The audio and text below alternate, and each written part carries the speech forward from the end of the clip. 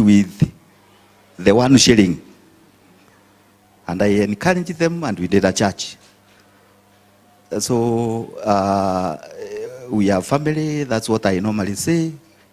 And I count my blessing as a county commissioner because of the prayers that I receive from all of us as we interact and the service that we give to our people. We are given work to serve on behalf of the Lord Jesus Christ, because I normally tell people, you don't expect wale tunafundisha wapate tu kusaidika kama you don't take them through so that they succeed. So Mungu anatutumia ndio tuweze kusaidia wale tunatumikia. And we do our best through his guidance. Na munapo keti muendelee tu kutuombea. Mambo ya administration ni magumu. I look at your transfers modulator. They are actually the same as ours. Even now as they are seated, wanashindwa modulator atanipeleka wapi after here. I'm sure. So I look at it, naona a lot of government where I work in, because you know, as you are transferred and na unaambiwa with immediate effect. So to petition, you'll have gone if you wanted to petition. So it's almost all the same. But we thank God for, you know, when you also work in different areas, you get a lot of knowledge, a lot of interaction, you understand your country well, dynamics of our society. You give them a different taste of those experiences that you gather across the way. So mine is to encourage you as you work for our people, because the church, actually church and government, sometimes when you fight me, I don't understand, because the people you meet in prayers from Monday to Sunday, these are the same people who come for us to serve. So most of the issues that they give you so that you can also share with the government, because sometimes they are not able to get us. So when you are in those offices, make friends with both the county and the national teams that are there, so that you can also assist in sharing various challenges that are there. I want to assure you, as you work, and as we work with the team that we have in Nakuru here, if you have any issue, because in a community we have so many dynamics, don't hesitate to come to our office and check on us, and where we are called upon to assist or to intervene, we will give you that advice. My office, me, I don't give appointments. You walk in, you find me, I will see you. If you find I'm out, you go. Try again. I don't keep appointments that hawa walikuja wananingoja, and I don't keep people in the waiting room.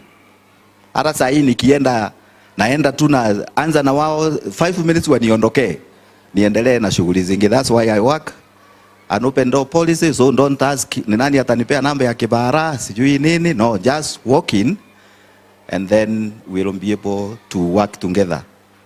Thank you very much for the team from Nakuru that's normally operate this facility. I've used it since I came. A number of workshops, I've opened some and closed others. We have also brought some. I think we are partners. That is what I was saying as I was walking in. And I want to thank them, because I've seen the quality, the decency, and also the hospitality within. And when we are county commissioners say like that, know there is good work. Now, having said that, as I was in the office, we were having a meeting with a colleague here, anaitwa Alex Mudhuri. Alex Mudhuri, okay, I might be biased, atawasalimia tu. I've seen him grow as a young person in my local school in St. John. And now he has grown. Mpaka sasa is the regional In the office of the Attorney General is the regional head, all the way from Samburu, Nakuru, part of I think Baringo, Kericho, Bomet, Narok. Kwa maneno ya sheria za serikali na ku represent the government is the head of the same. So nikamwambia now that I'm going to greet my reverends and the church, na amesomea pale na hiyo the church ndio imemulea, nikamwambia no, kuja tuende, hata mimi sitaenda peke yangu, si ndio? So that's why we have come with him. Atawasalimia, waambie jina lake. Otherwise me, I want to wish you all the best as you stay around, feel free. Na if you have any issue, you can get in touch. I don't know whether for those that are in Nakuru, so you can have my number. You know the church again, you become part of our community policy. Unaona watu wanakula vitu ingine haieleweki huku. Either askari anapita anachukua kahongo. You know what I mean?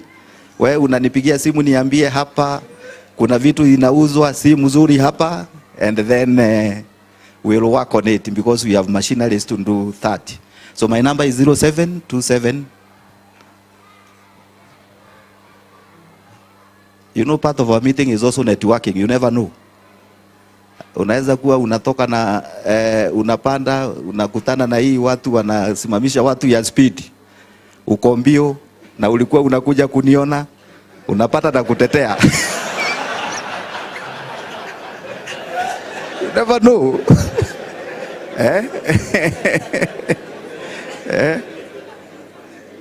So 0727 929751. 0727 929751. Thank you very much and welcome the moderator. Mudhuri.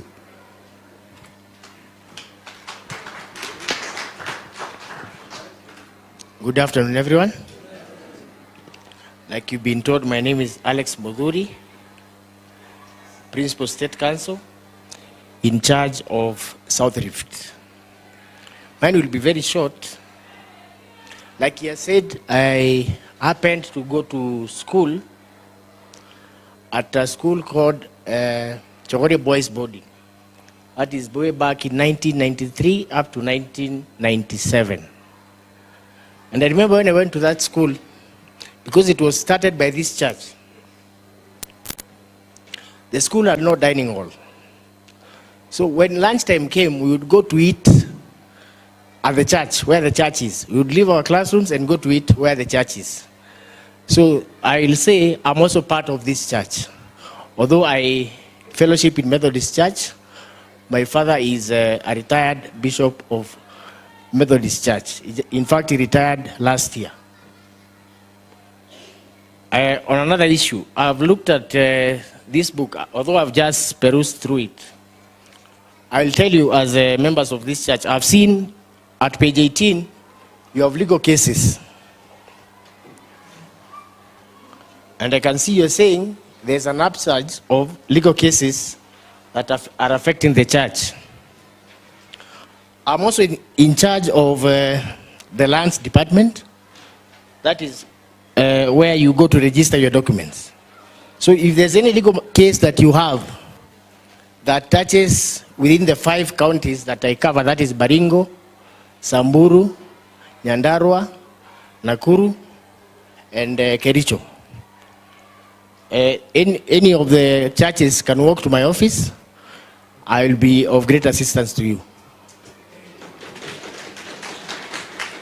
Thank you very much and have a good time.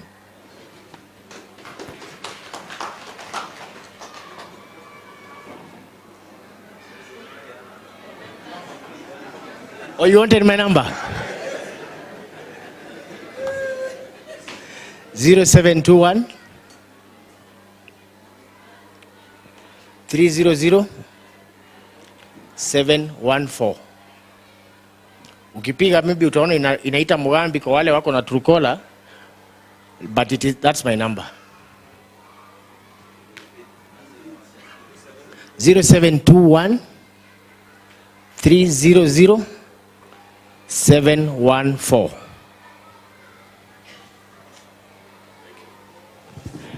Asante sana. Thank you so much. Yes, truly is about networking. I'm checking on Reverend Bae. I think he was to do something together with the moderator. I'm not very sure of the arrangement. Reverend Rusi. Yeah, so, yeah, can see him come over. You can come, okay, fine. So, thank you. Just to appreciate our visitors who came on short notice because they realized their church is here. So much as they were busy in their offices, when they were told we are here, and they said they will stop everything else and come over. So County Commissioner and the Attorney General of South Rift, we are glad that you have come and shared your contacts with us. So the presbyteries that cover this area, they could be 4 or 5.5. Nyandarua, part of Nyandarua is in Nakuru County. Part of Nyahururu is also in Nakuru County. Nakuru East, Nakuru West, Joro, and part of Elbagon. Am I right? Those are the presbyteries under the county commissioner and also under the Attorney General. So you can benefit from them because they are available and they have contacts with us. In a certain language, they say, Komenya katikoliga.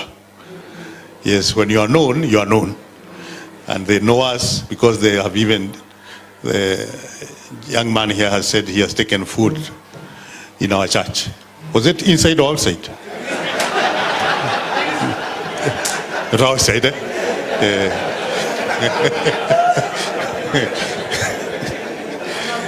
Sababu hiyo ingekuwa kesi. St. John. Where is Reverend Kebadi? Huyo ndiye mchungaji wa St. John, kungekuwa na kesi after this. Lakini amesema ni walikula nje. Thank you very much. So we have some small tokens. County Commissioner, just a small token.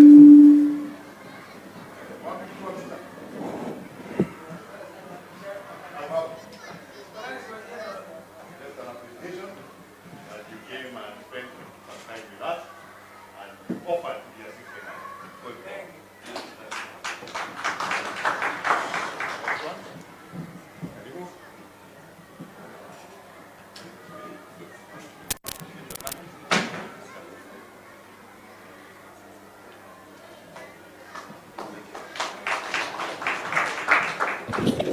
Back to SG.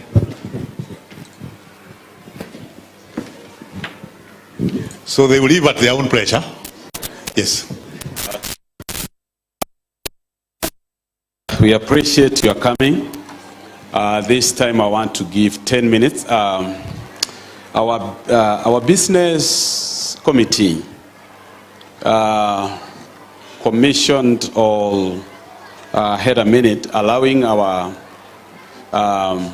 retired ministers to have a team, and then the team was charged with the responsibility of going around the entire church, correcting some data, so that they can come with a very comprehensive encyclopedia, and which will be very helpful to this church. And therefore, since they are going to work with you, and they are here, there are 2 of them. So I invite them, I give them 10 minutes before we go to the next topic, so that they can say exactly what they are doing and make their appeal. 10 minutes will be enough for them, so that we then move to the other stage. I don't know who is starting. Okay.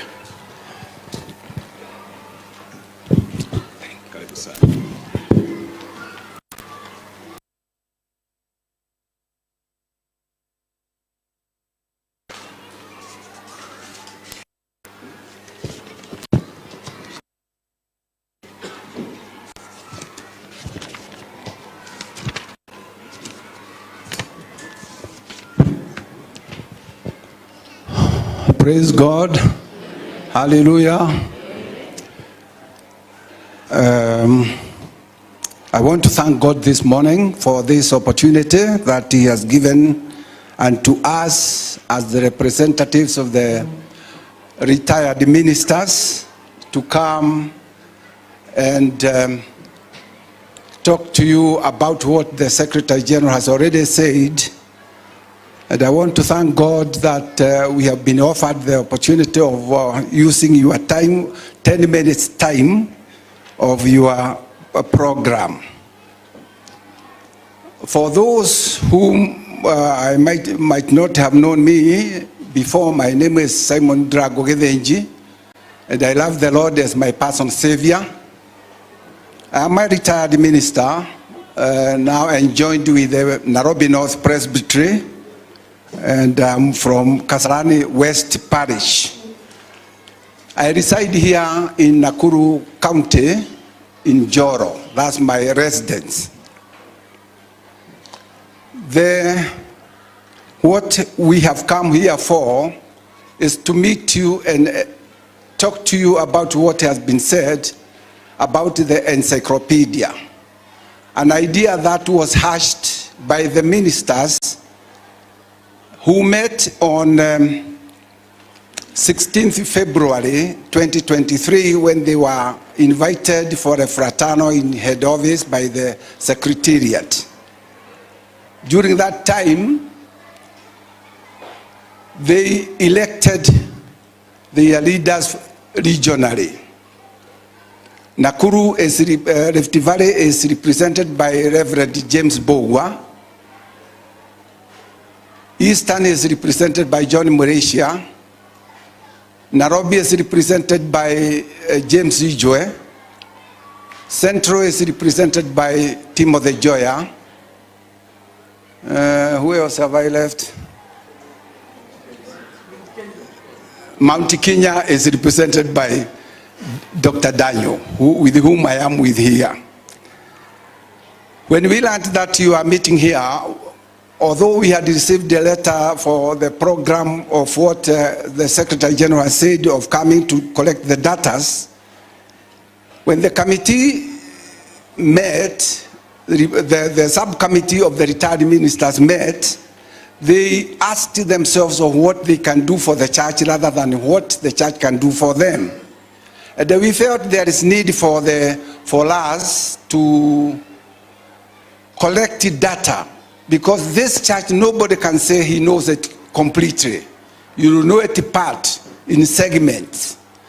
But we decided that if we collect data from 5 regions, it will be the best thing that the church can have as an encyclopedia. And that is why we have a program to come and meet you regionally, and then yourselves, you will go and then meet, you divide yourselves to the presbyteries, then presbyteries to the sessions, from sessions to the congregations, because that's where the documentation is. We felt the words in the book of Habakkuk, the book of Habakkuk chapter 2 verse 2, which I quote here, "And the Lord answered me, write the vision, make it plain upon tablet, so he may run who reads it. For the vision awaits its time. It hastens to the end. It will not lie. If it seems slow, wait for it. It will surely come. It will not delay." Isaiah 30 verse 8, "And now go write it before them on a tablet, and inscribe it in a book, that it may be for the time to come as a witness forever." That is why we want to write as a church. The church has decided that we have this encyclopedia which can help the church, and the people who can really talk about it will know from the horse's mouth. Because when we come from the congregation to parish and then presbytery up to the region, the 5 volumes will be put together. It can either be put together or segment. But the most important thing is that first we correct the data. The ministers, the retired ministers can't do their work alone. They can only do with you. And when you are doing it for your own church. Having received the permission from the business committee, then the retired ministers decided that they come and meet you regionally so that they will let you know the materials that you will give, because we have put down what we require from you and what you will be also getting from the other areas. There are many things. There are people who have worked for this church in various government institutions, which you also have to put in your data. Those who have worked and they have been brought up from the PCA, either they were like Kikuyu, Jomo Kenyatta was a Presbyterian, and Mathu, also James Gichore, and others. Those who are from that side, they will correct the data of how they were. And because this thing cannot be done without you, we are only beseeching you that to give a hand, to give a support for us to fulfill this one.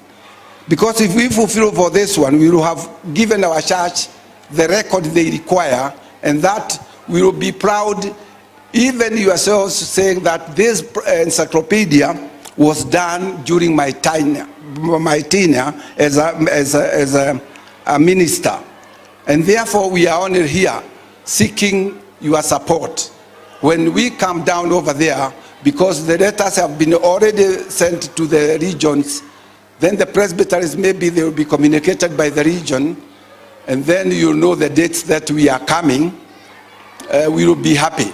So that at the end of the matter, it will take long, but as the Habakkuk says, even if the vision is seen to be slow, eventually it will come to pass. And it will be our joy as a church. This Presbyterian Church of East Africa is our heritage. We better thank God for being part of it, and that we are serving none other than ourselves. May God bless you and give you that heart of supporting us from the grassroots. And from that one, because now we have been given only a short time, we would only urge you that you use everybody whom you have in your area, either scholars or the old people. Use them to collect the data and don't leave anything. Maybe or maybe not, we will not put even an iota or anything from what you write, because it will have come from yourselves.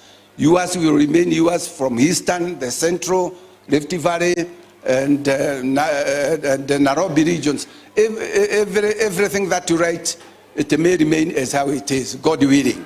It is going to take long, but eventually it will come to pass. And therefore, by having said that one, I will invite Reverend Daniel, Dr. Daniel, to summarize for what he has for you.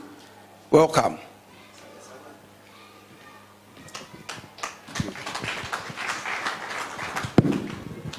Asante sana. I am Charles Kanyare Daniel. I love the Lord as my personal savior. I'm coming from Mount Kenya region, Nyeri Presbytery. I reside in Geakaja, and I am attached to Kingongo Parish within the presbytery. When the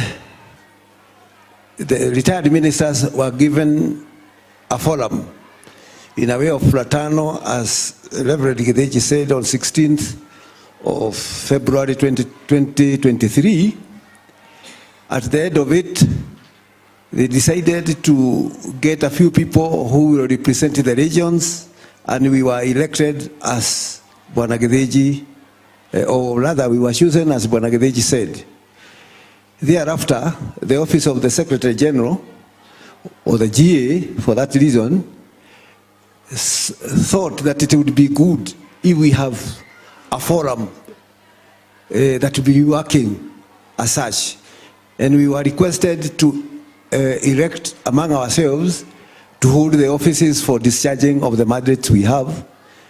And with that, Reverend Gedeji was elected the chairman of what was called PCA Retired Select Committee.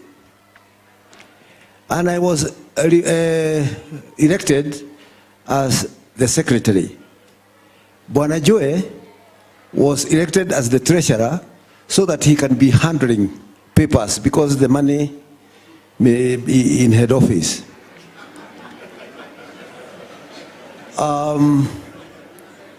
And our first mandate was to actualize the idea that was floated by the forum, that it is necessary we have an encyclopedia for PCA, for the entire church. And because it would be very big, it would be in a number of volumes. Volumes initially according to the regions. So each region will have a volume of the encyclopedia. And at the end of it all, we will hope that we shall get a proper, correct, authentic history of our church. From Kibwezi to Kikuyu, that is very fairly known. But how the church traveled, or how the church was taken to the regions and down to areas, we do not have that account. You have the account in your regions. So the data we are coming to collect, and we'll tell you when we come to the regions, is finally to help us come up with a history not only of our region or presbyteries or parishes, but also the congregations. Like, when was it planted here? By who? We will do these things. Besides the history of the church, we also get the profiles of people who have worked or have participated or worked and contributed to the well-being of this church. Some have worked and done a lot of work. We do not have their profiles. If you remember, when a lady poured expensive oil on Jesus, and some complained, Yesu aliwauliza, why are you troubling her? She has done a good thing. And I tell you this, wherever good news will be taken, even her name will be mentioned for what she has done. There are people who have done a lot for this church. Their names are not done. You know, and they are not written anywhere.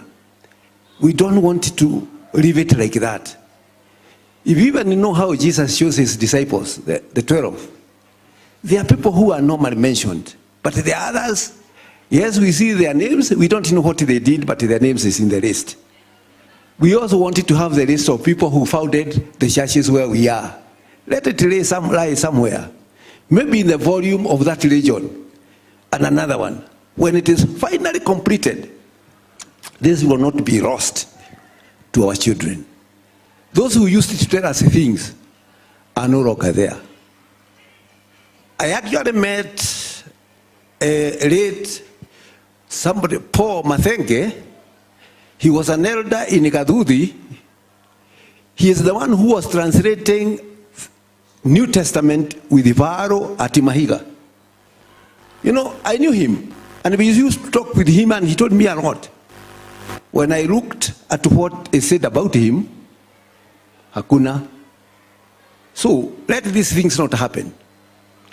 If we are able to do, let us do it. The committee will only be overseeing. We will come to it. We'll tell you what we want. You'll compile it there. We shall at least have a manuscript with the corrected data. And when it is all done, we'll once again go back to him and ask him, here is the manuscript and all these correct things. What is the way forward? So we are only coming on the date set, and we are humbly requesting, please pass on this information to the people, to the relevant courts, and we are asking, if possible, use the retired ministers and elders who have the information, but use those who are writing well. And finally, we shall have good work. That is the project of such importance and magnitude. And we must all be involved.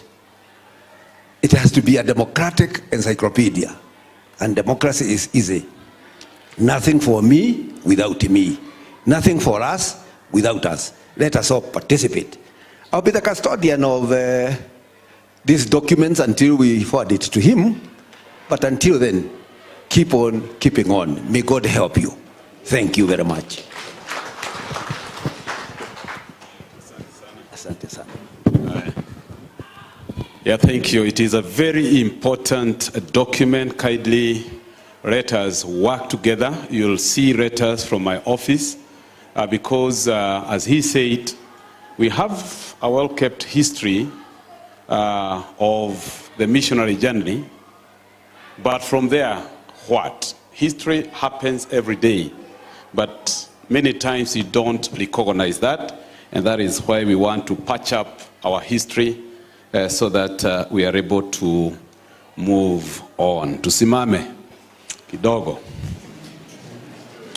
Haya, salimia watu wawili watatu. Just turn to your neighbor. Salimia watu wawili watatu. Yeah. Good. Thank you. Thank you. Thank you. Haya. Then after that, tuketi sasa. Tuketi sasa. And tafadhali, let us have all the windows and doors open. It's a little bit warm. So those who are near windows and doors, we keep them open. We also have the person who is in charge of health issues. Who was this? Yes. Waramudia Diarat. You know, we had an incident this morning. I don't know what happened, but I hope it is sorted.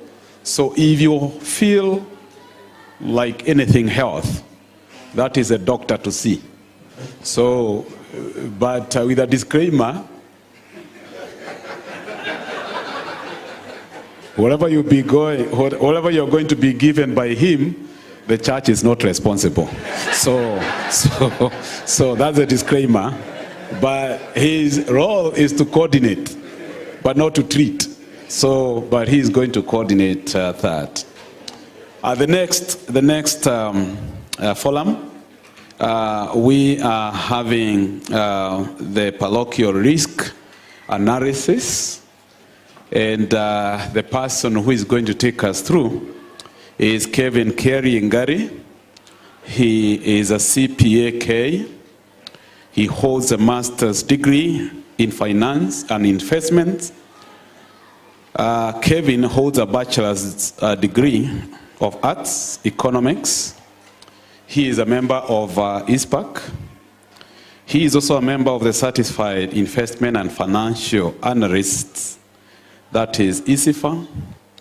And he works at the judiciary as a financial advisor to the Honorable Chief Justice of the Republic of Kenya.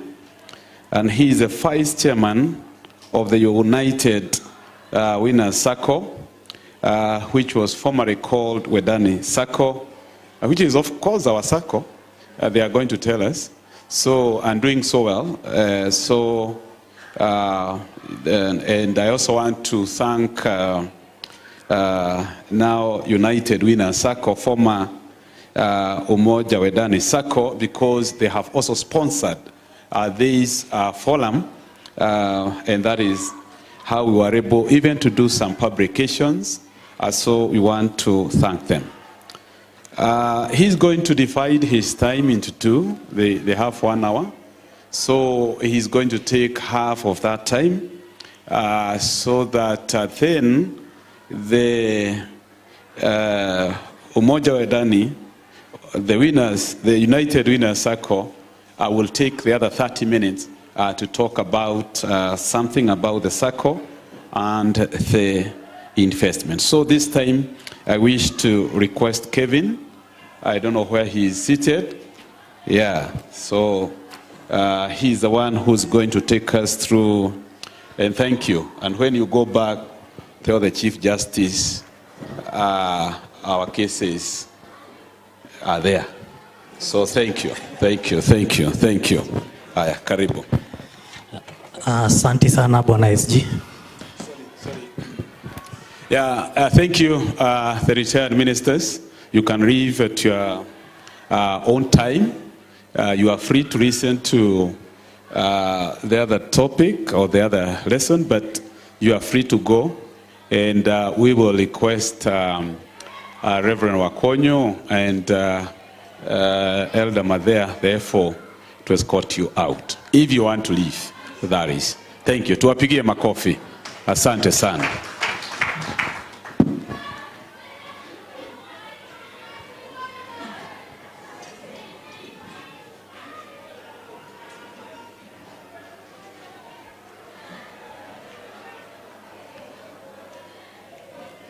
Thank you, Bwana SG. The moderator has stepped out, but all protocols are observed. My name is CPA, financial analyst Kevin Ngari. It's not every day you get to be introduced by the SG, and it's not every day that you get to speak to the leadership of the entire PCA Church in Kenya. So it's a blessing to be here, and I'm really honored. Our topic today is about risk management. And risk is something that is perceived to be bad. But during our conversations then we will see what risk actually is. My presentation has two logos. One is for Dear Entrepreneur Africa. That is my consulting company. We run it together with my wife. We do consultancy on personal financial management, risk management, pension management.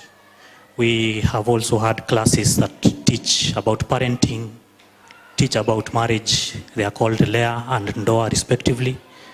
And as the vice chair, I also am the chair of the education committee. The education committee is tasked to educate the members of the circle. So I lead that program where we hold education seminars for our members. I know some of our members are sitting amongst you, and we do stratified education programs. Sometimes we call the women, sometimes we call the men, sometimes we call the youth, because everyone has their own needs. So we try to our level best to customize our products to suit the different market segments, including the church. We have an account for the church, and the chair will speak to it. We have accounts for chairmas, we have accounts for individuals, like that. There's a guy called Morgan Housel who said that the plan is only useful if it can survive reality. And a future filled with unknowns is everyone's reality. So the issue of planning comes into mind because it is the plan that is largely affected by risks. And also the individual. Maybe you are planning to build a house. There's a risk that maybe financial resources will run out. The economic factors will change and prices of goods will go up. So a plan is critical when we are thinking about risk management. We'll speak about the different plans and how they affect risk management. So I don't know when was the last time as an individual, as a parish, as a church, you took a risk, even as a parent or a spouse, a husband or a wife. Because even the person you chose to marry, it was a risk. They could do anything to you while you are sleeping. But there is that faith and hope that once you close your eyes, then you'll open them in the morning. When you go to the bathroom to shower, we have had people slide and die because of maybe the slippery tiles that we put. It's also a risk. Kuingia bafu ni risk. Eating food, people have choked and died. That has not prevented us from going for the tea break. I was there, I saw people eating.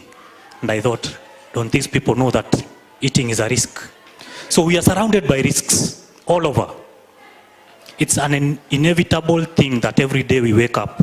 We all came from different places. We used our highways. People travel, they get accidents. It was a risk coming here. We'll go for lunch. People eat, get food poisoning. That will not prevent us from eating. And if you get food poisoning today, that does not mean we will never eat again, because you are trying to manage the risk of getting food poisoning. So risk is a daily activity. So risk has numerous definitions. There is one by the United Nations which says that risk is the probability of an outcome having a negative effect on people, systems, and assets. Notice there we say people, systems, and assets. There are risks which are inherent on the individual. There are risks which are inherent on assets. There are risks which are inherent on systems. And because we are going largely on automation, sometimes systems are hacked. I think M-Pesa has been down once in a while. And those are the risks that we are talking about that are associated with systems. You have already fueled, unajaribu kulipa, imekata. So you have to park aside and wait for M-Pesa to work so that you can pay and leave. It is also defined as the effect of uncertainty on our objectives. Remember we said a plan is only as good as the effects of reality on that plan. So risk is also exposure to danger, harm, or loss. Anything that affects the value or the status of an asset, a system, or an individual, exposing it to danger, harm, or loss is a risk. So there are many more. Walker Lippmann said that when we all think alike, actually no one is thinking. So risk management can be mitigated by having divergent views. When we gather like this and we are making plans, even to have an encyclopedia, the input of everyone is critical. Not what the SG has said, the moderator has said. It's good to get a buy-in and see how best to do something. So we must actually do our research before exposing ourselves, our assets, and our systems to risks. Sometimes for assets, we even call, some people call ethical hackers. Naambia tumenunua hii system, kindly try and hack it. And governments do that, and they pay you. They tell you if you succeed, we'll give you this. Because they are trying to build on the securities of the system. On the person, we take our kids for immunization. I hope you know immunization is actually injecting the child with the virus so that they develop their own immunity. So it's a risk mitigation strategy by doing the vaccination. So risk attitudes. We are as different as we come. Different people have different risk attitudes and appetites. So a risk attitude is a disposition towards uncertainty adopted either explicitly, implicitly by individual or groups, and it is largely driven by perception and evidenced by observable behavior. There's a story of the native Indians. Those are the true Americans. Tulikuwa naita Red Indians. Red Indians used to occupy the state of Texas, and there is usually a migration of bison. Bison is those big, they're like buffaloes. So there was a guy in that village who, out of observing how the stampede will come and kill some of their warriors, because they will stand with spears and try to kill as many as possible for meat. But they will come in thousands. So they will trample on some of the warriors, and at the end of the day, some will be severely injured, and some will even be dead. So he, as a risk management strategy, his strategy was when there is a migration, yeye anabaki kwa nyumba. So he only comes out once they have passed, and now they are collecting their kill for meat and the skin. So number one, once they get to a dead animal, they will remove the internal organs, the matumbo and the rest, and there will be blood. So one day he came out, he went to see how that activity was going. Then he slid, and a horn pierced his eye, and he died. So to some extent, he thought he was mitigating risk. But the very risk that he was fearing is what took him out. So this is observable, because every time the migration will come, he will hide. He will not be part of the team hunting the bison. So it is actually driven by perception, that if I go out there, then this is the thing that will kill me. We have heard of road accidents, and sometimes we fear going out. Personally, last year I had an accident, and before I went back to the road, I was jittery, because every time I drove, I would reflect on what had happened then. So someone would even notice, and my wife would ask me, do you want me to drive?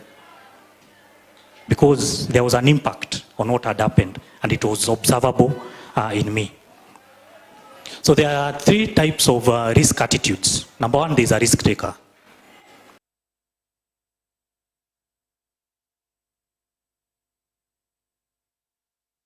Hawa ni wale tunasema wanakuanga roho juu.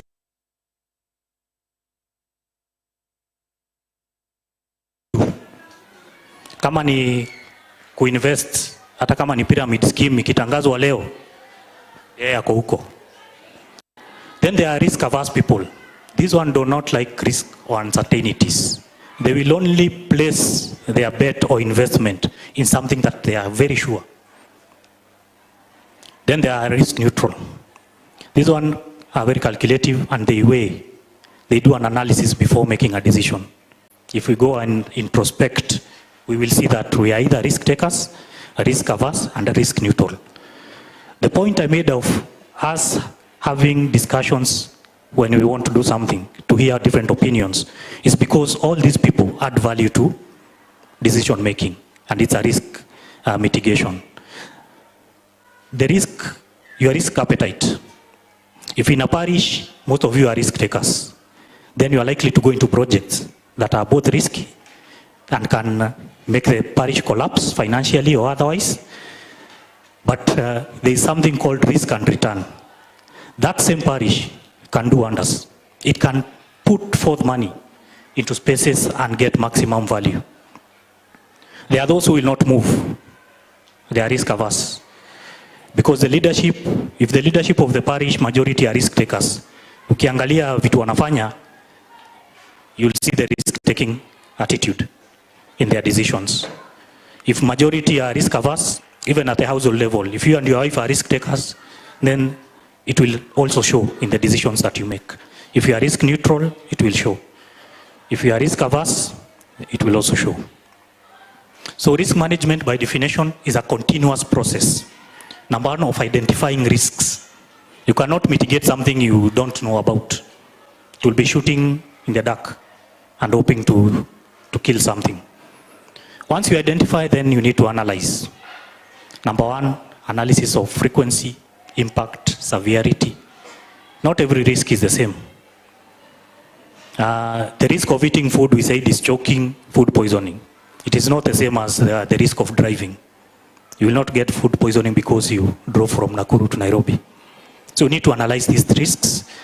You also need to evaluate and treat the loss exposures, and monitoring, risk control, and financial resources to mitigate the effects of loss. There are very many different types of risks, and we tried to customize this presentation at least to see the risks that affect the church. So there are financial risks. On Sundays, I don't know how you keep your mohothi until Monday to do your banking, but there's an exposure there. The one who handles it could go mteja. Mnamtafuta Monday ya mumpati. It's a risk. So financial risk are risk related to the risk of losing money and the possibility that the cash flows of the church will not be adequate to meet its obligations. Remember, we have strategic plans, we have all those plans. We want to build, we want to buy property, we want to start a school, an academy. So financial risk is a risk that those plans of ours might not come to fruition because of exposure. There are also operational risks. And these ones are cause losses by failed processes, policies, or systems, or events that may disrupt church activities. For instance, if Kenya Power wafanya ile kitu yao on Sunday, saya service, it's a risk that the service will be disrupted. So how do you mitigate such a risk? Because it is affecting your main operation. Because our main operation as churches is held on Sundays. So do we get someone who has a louder voice? Do we get a power backup, solar, or otherwise? So those could be some of the things that can mitigate operational risks. So in your operations, as you do your risk management, you need to sit down and think of all the risks that can affect your delivery of a sermon on Sunday. Then list them and see how best to mitigate. So there are also human resource risks. We deal with people and we are people. And sometimes misconduct can creep in and affect the organization or the individual. So there are also safety and security risks. Tumekuwa na county commissioner and he deals with risk on a daily basis. In the entire counties, there must be someone with mischief, someone intending to do the wrong thing. Our churches, we have assets, we have equipment, which are exposed to maybe theft and burglary. We need to see how best to secure them from the loss associated with the security risk. Do we insure them? Do we hire guards? Do we put alarm systems? Do we put CCTV cameras? And such. There are also legal risks. As amenituma kwa CJ, the church assets are exposed to legal confrontations. Sometimes mtu atakuja aseme ECN, such things. Na umesikia SGP amejitoa ile dawa utapewa pale, disclaimer amefanya. The church is not liable. Just in case upewa alafu useme tutastaki kanisa, hapo ashajitoa. There are also child and youth protection risks. We are custodians of our children. We give them services in terms of Sunday school, youth services. How best do we make sure that they are safe? Because we've heard in the news that mtoto alichukuliwa kwa Sunday school na mwenye alimchukua was not the parent. So now we start issues of dealing with the police, OB number, investigations begin. Children and youth are also exposed to maybe sexual harassment within our precincts. So we need to have a policy that makes sure that they are secure and that we have guidelines that mitigate such kind of risks. There are facilities management risks. Failure to maintain our buildings sometimes can lead to loss. Buildings do come down if they are poorly built. If you do not maintain your ICT equipment, you might be forced to buy new ones. There is also community engagement risks. So these are risks associated within the communities, the areas we operate in. So we need to make sure that we are in good terms with our communities. We need to do CSR activities. They might not be expensive. Inaweza kuwa ni once a month or once a year. We sweep the area around our church. We can host the street kids for a meal during Christmas, so that at least we are in harmony with the communities where we operate. I skipped reputational risks for a reason, because I wanted it to come last. Because this is the one that breaks the camel's back. All the other risks, once they happen, they lead to something called reputational risk. You can imagine if something happened to a child in Sunday school, maybe they were molested, and that information goes out there, then the perception will be that that church is a risky place to take our children. I used to work for the IBC, and before the IBC we used to have someone called Samuel Kivuitu. Samuel Kivitu, after the elections, he came and said he does not know who won that election. How many of us would have gone to another election chaired by Samuel Kivitu? So the reason ECK was disbanded was simply because their reputation done and damaged. And that reputation was damaged because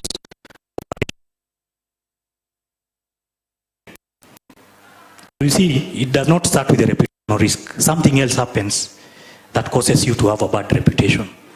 If at United Winner Circle, we lose members' money, all the members will withdraw. And it is because now the reputational risk will have come at fruition. So there are risk mitigation strategies, and number one, we said you start with a plan. If you are not having any plan, do not even mind about risks. You are good to go. And some of the plans that we need to have are strategic plans. Then as we do our strategic plans, we need to have contingency plans. Plan B, hii ndio inaitwa contingency plans. What will we do if something does not go the way we wanted? You remember we had COVID. We used to operate normally. COVID came. Many businesses closed. And I'm glad to say PCA Umoja was one of the first churches to adopt the online services very effectively. At that point, we are all at home, and different churches would go to the YouTube and try to stream their services. You could try very many, and they would have challenges. But this church had a plan to plug and play. You can't come to church, the church will come to you. So we also need business continuity plans. What will we do after we have experienced loss? Do we have a power system, power backup? Stima ikipotea, does it have an automatic changeover, or does someone have to run and switch it on? So those are business continuity plans. So you can also mitigate risk by avoiding risk. Kama ulisikia watu wanaangukanga kwa bafu, wewe usioge. Hiyo ndio kuavoid. Kama watu wanapatanga accident, wewe usiingie kwa gari. That is risk avoidance. Kama watu wanachoke na chakula, wewe hata usikule. So it actually means not doing something that you perceive to be risky. So there is risk retention. And this is accepting to bear the risk or loss that might come. Some of the people who are great risk takers are farmers. You go and plant, but you actually do not know whether you'll harvest. And every season you are back there, planting and planting. But you are not assured of a harvest, because anything could happen. The rains could fail. The locusts could come. So, by continuing to actualize your plan, then you are saying, these risks, I'll absorb them. So there is also data-driven decision making. That encyclopedia will be critical in making decisions. Some information.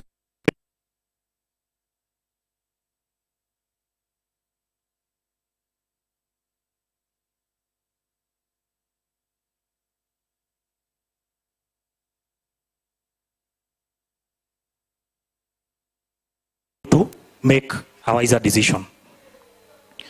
There's also transfer and transfer of risk.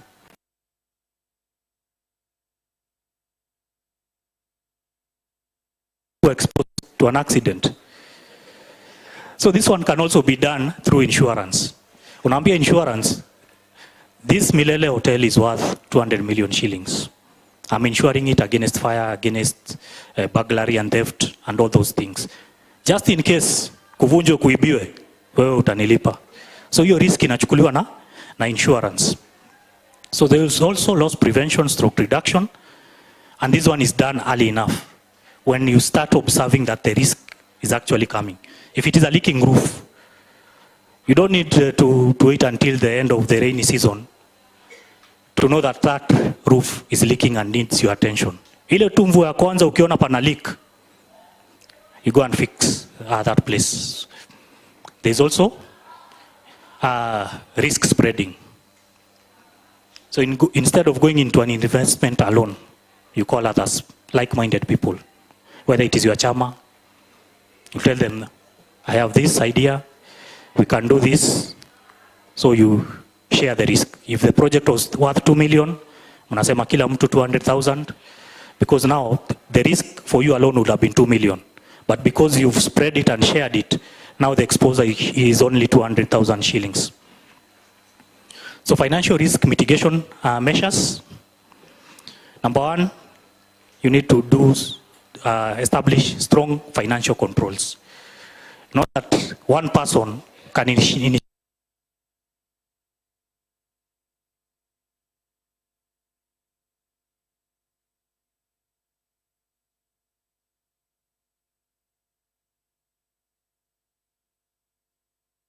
At the end.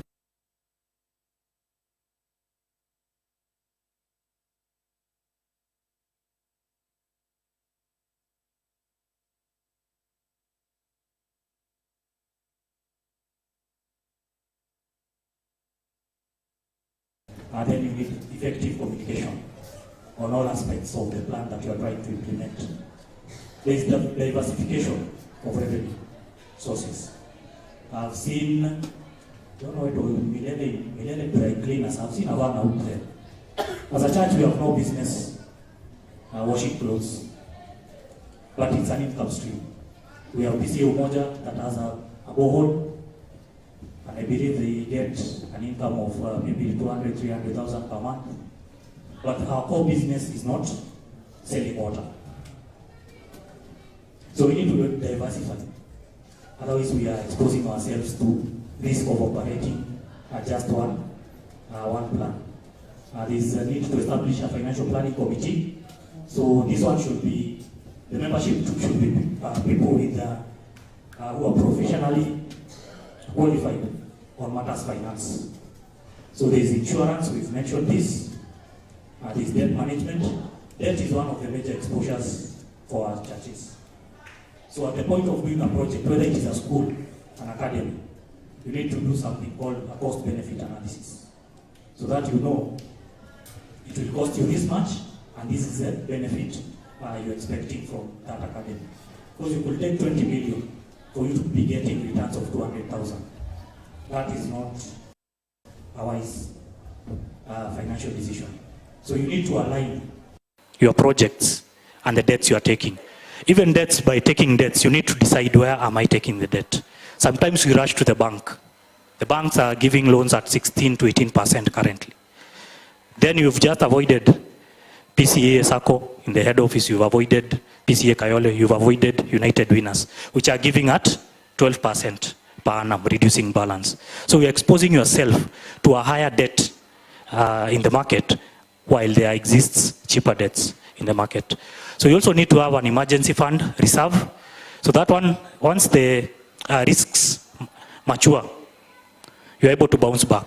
Perhaps it is the keyboard that is completely spoiled. Maybe kumekuja power surge imechomeka. So you need an emergency fund where you can actually go either and get funds to repair it or get a new one as soon as possible. So there is financial education of those in leadership, and this is leadership.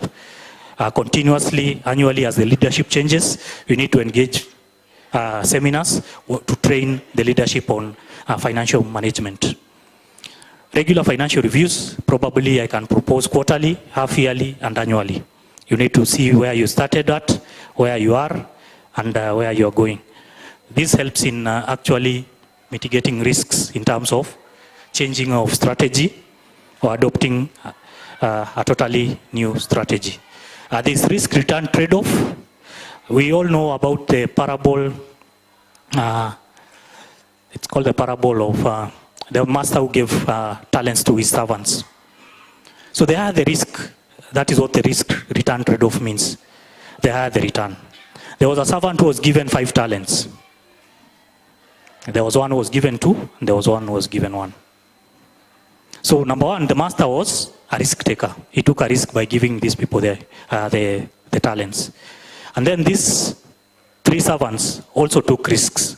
There is a risk averse who chose to do nothing, to bury his talent until the master returns.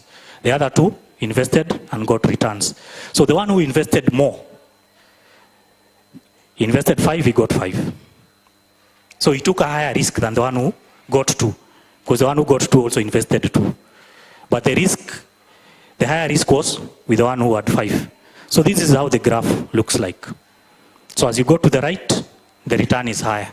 As you go upwards, the risk is higher. But this does not mean that we cripple our decisions. Like I said, we all have different risk temperaments, and that is why we need to place our strategic investment and plans on the table so that we all get the best common ground to move forward. So risk-return trade-off is an investment principle that indicates that the higher the risk, the higher the potential reward. So to calculate an appropriate risk-return trade-off, investors must consider many factors, including overall risk tolerance. Because sometimes people invest and their tolerance is very low. I happen to sit in the board of pensions for a pension scheme in the judiciary. And at retirement, there is that money which you are paid lump sum, and then there is the monthly. So sometimes we give our members a lump sum maybe of 5 million. This person has never done any business. So the first thing after receiving this, he goes and opens a business. It collapses. The moment it collapses, he also dies. We see him on the newspaper. Then we just say, who is he retired juzi? So some of these are the things that cause early deaths after retire. Mtu kama ako job alikuwa sawa, but amepewa lump sum, amekosana hata na bibi, hiyo mwezi yote anaenda Mombasa, because he's not accustomed to such high amounts, and their tolerance is very, very low. So the potential to replace the lost funds must also be considered. If I risk 1 million, am I able to recover it? So investor must also consider risk-return trade-off of individual investments across portfolios when making investment decisions. So let us not also put all our eggs in one basket. Because if, so that the risk has matured. Na sauti yangu haiko juu. Even the screen is black. Someone has to run to the generator.